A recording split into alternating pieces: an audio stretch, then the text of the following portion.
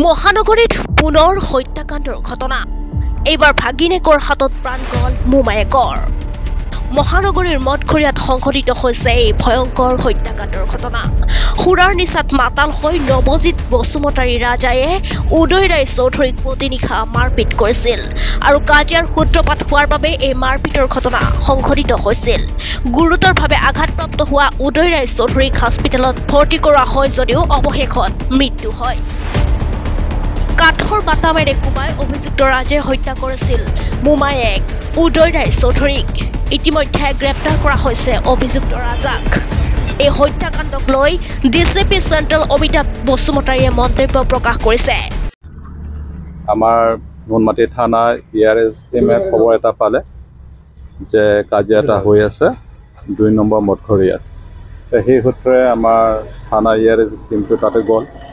গৈ পেলাই দেখা পালে যে উদয় ৰায় চৌধুৰী আৰু তেওঁৰ ঘৰৰ ওচৰৰ ল'ৰা এটা নৱজ্যোতি বসুমতাৰী তেওঁলোকৰ কাজিয়া পেচাল হৈছিলে আৰু উদয় ৰায় চৌধুৰী মূৰত আঘাতপ্ৰাপ্ত হৈছিলে আৰু লগে লগে উদয় ৰায় চৌধুৰীক জিমছলৈ পঠোৱা হ'ল ট্ৰিটমেণ্টৰ কাৰণে।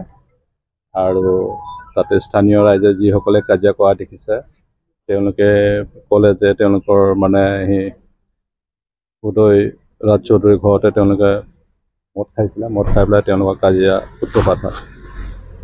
তাৰপিছতে এই ল'ৰাটো নৱজ্যোতি বসুমতাৰীক কৰায়ত্ব কৰিলে থানালৈ অনা হ'ল। 3 ঘণ্টামান পিছত প্ৰায় 5টামান বজাত হস্পিটেলৰ পৰা খবৰ পোৱা গ'ল যে উদয় ৰাজ চৌধুৰী তাতে সি চাকামটোতে ইনজুৰিছ আৰু তাত পিঅ'ত আমি বিচাৰ কৰা হ'ল।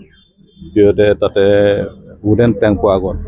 এই কাঠৰ টুকুৰা দি মূৰত আঘাত কৰিছিলে এই ল'ৰাটোৱে। তেওঁলোকৰ চিনাকি মানুহ, নেইবাৰ হয়, আগৰ পৰা একেলগে থাকে, একেলগে তেওঁলোকে ঘূৰা ফুৰা কৰে।